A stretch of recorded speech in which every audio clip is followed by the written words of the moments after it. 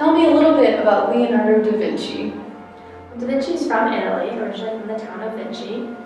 He became Verrocchio's apprentice at the age of 14 when he studied art, humanities, and science. He's generally known as the Renaissance man. And not only does he do paintings and art, he's also known for architecture, mechanical design, geology, and anatomy. Where does Leonardo da Vinci paint? The majority of his paintings were done in Florence, Italy, as well as Milan. What is some of his most famous artwork? Definitely his most famous painting is the Mona Lisa, but others that fall close behind are The Last Supper, The Virgin of the Rocks, and The Vitruvian Man. Do you have any fun facts about da Vinci?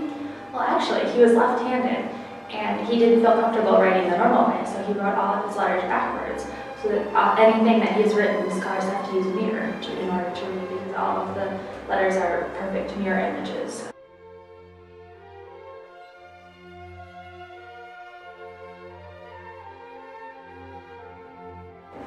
Let's talk about the Vitruvian Man.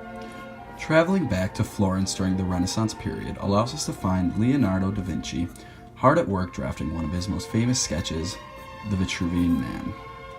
I always appreciate time when I can focus on my work and studies, such as the one I'm currently drafting, as opposed to those done through commission. Projects like this allow me to blend different aspects of my own life together, such as mathematics and art, to better understand the world around myself. This study in particular is going to illustrate work done by the great Roman architect Vitruvius, specifically in the treatise De Architectura, which gives rise to the idea that the human body is the principal source of proportion, showing the very important connection between man and nature that arises many times in the works that I enjoy doing. When you first look at this painting, it only looks like there are two bodies overlapping. However, part of Da Vinci's genius is there are actually 16 different combinations of outstretched limbs attached to the torso. Did you know the name means the proportions of the human body according to Vitruvius? This painting is very reflective of the Renaissance. One of the reasons why is it's very precise with exact measurements. This can be seen if you look closely, especially at the face where there are horizontal measurement lines. The body also fits exactly along the circumference of the circle and along the sides of the square. The person looks very realistic, and he also looks 3D. Da Vinci's linear perspective technique is also seen in this painting. He uses different angles and perspectives to create images that are more realistic. It's clear that it's just a sketch only for Da Vinci because there are many notes, and it also has an unfinished look. Sapere Videre is a Latin phrase that was coined by Da Vinci, which means knowing how to see. This is a common theme in all of his works.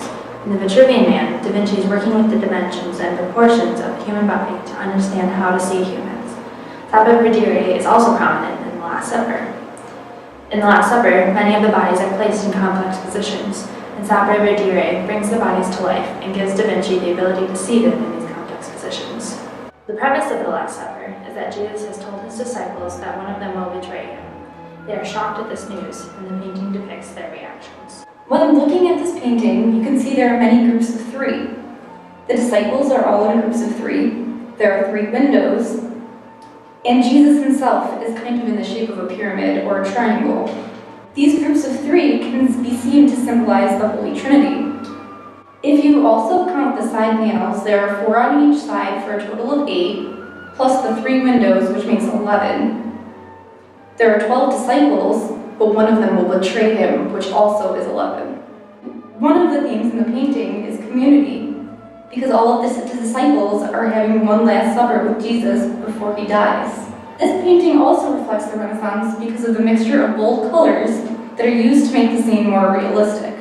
If you look closely at this painting, you don't see any halos above Jesus or any of his disciples. These halos may suggest they are immortal saints, and because they're not there, it suggests how common they are as individuals. Jesus is also in the middle of this painting and illuminated in comparison to the disciples. This painting by Da Vinci sets the stage for future paintings and artists as well, including Rembrandt, Adi Ness, and Rene Cox. One thing that distinguishes this painting from other paintings of the Last Supper is that Jesus is on the same side of the table as the disciples. This depicts him as more of a common man and as one with the disciples in this community instead of on a separate side of this more spiritual side. The location for the painting is very interesting, as it will allow the monks that will soon eat here to do so along Jesus and his 12 apostles in Jesus' final meal. At the moment, I'm working on illustrating Jesus as he reaches for the bread with one hand and the wine with the other. This signifies the sacrament of Holy Communion and will act to remind the monks that eat here every day of the union that it created between God and Christians. The distressed nature of the disciples' expression gives a snapshot into the moment Jesus told his apostles that one of them would betray him. This is very important because it is essential that the painting portrays figures in a way that those who will see them will be able to easily recognize the thoughts of their minds from their attitudes and expressions. These figures need to show expressional, emotional, and psychological realism. Let's talk about the Mona Lisa. There are many things that have made the Mona Lisa so famous over the years. One of these is the mysterious smile. This has eluded many. Before the Renaissance and in the early Renaissance, many portraits were done only of the profile and were typically cut off the bust. The background was generally a bird's eye view of the landscape. Da Vinci sets the tone for other artists in the Renaissance when he paints the woman's arms because it makes the woman look more realistic. The differing perspectives seen in the Mona Lisa, as well as Leonardo's characteristic sfumato, which is a smoky haziness to make the images more realistic, create the new Renaissance look that shapes the Mona Lisa. Another characteristic that is indicative of sfumato is the smooth blend between colors compared to the sharp outlines and cutoffs as seen in earlier paintings. Having the figure turned towards the viewer gives a sense of the lady's personality in the painting. This painting is also very reflective of the Renaissance. The proportions of her face and hands are very precise and painted with great detail, which makes the painting very realistic. The smoothness of her skin also makes the painting more realistic. The blending of colors used to make it more realistic helps capture the viewer's eye, which adds to the allure of the painting. There's also a big contrast between the realistic lady scene and the limitless background that seems to continue forever. Serenity and mystery are both prominent in the painting. The serenity comes from the sfumato and the muted colors as well as her pose. And the mystery comes from the depiction of the subject. The way her gaze looks slightly to the right of the viewer and her enigmatic half smile are both alluring and unusual in portraits, which intrigues viewers. Currently, I'm trying to finish a piece of work that I hold very dear to myself, since it has taken several years to reach near completion. This work, the Mona Lisa, was commissioned by Francisco del Giocondo. He commissioned this in order to have a portrait of his wife created after their most recent child. Since he commissioned this, it's been one of my more secular paintings, and the use of sfumato in conjunction with perspective has allowed me to paint her with a very calm, enigmatic expression that I hope will captivate people for the time to come. Now let's talk about the Virgin of the Rocks. In the Virgin of the Rocks, there are four main people depicted. Mary, Jesus, John the Baptist, and an angel are the most prominent figures. There were actually two versions of the painting that were commissioned by different groups. The first was painted only by Da Vinci, and the second was painted by Da Vinci's assistant, but under close supervision by Da Vinci. Some of the similarities between the two is the pyramid shape that is present between the characters, representing the Holy Trinity and unifying the people. All of the people are in natural poses and look very realistic, which comes from the sapere verde, which is knowing how to see.